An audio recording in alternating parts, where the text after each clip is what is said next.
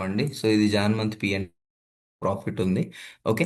So and ఈ month 4 LADS అలా 4 to 5 LADS అయితే ఇంక్రీజ్ చేశాడు. సో ఇది చూడండి గైస్. ఓకే, ఇది 1 year P&L guys.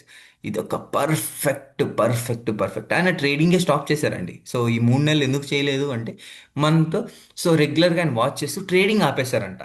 So trading ఆపేశారంట అంతకుముందు. సో ఇక్కడ అన్ని లక్షలు పోగొట్టిన తర్వాత ఎలాంటి మైండ్ సెట్ ఉంటుందండి? ట్రేడింగ్ అంటేనే ఇంకా ఒక గ్యాంబ్లింగ్ మైండ్ సెట్లా ఉండిపోతుంది.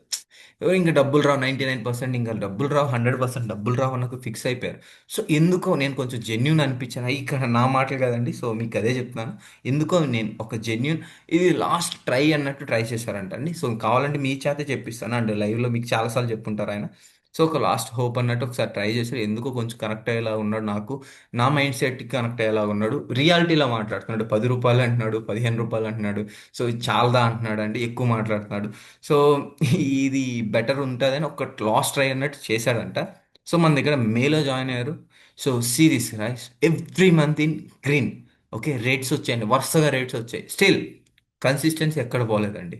సో వరుసగా రెడ్ వచ్చినా కానీ మైండ్ సెట్ ఇంప్రూవ్ చేసుకొని ఓకే ఓవరాల్గా ఒక 1 ఇయర్ పాటు సో మంచి గ్రీన్లో ఉండగలిగాడండి.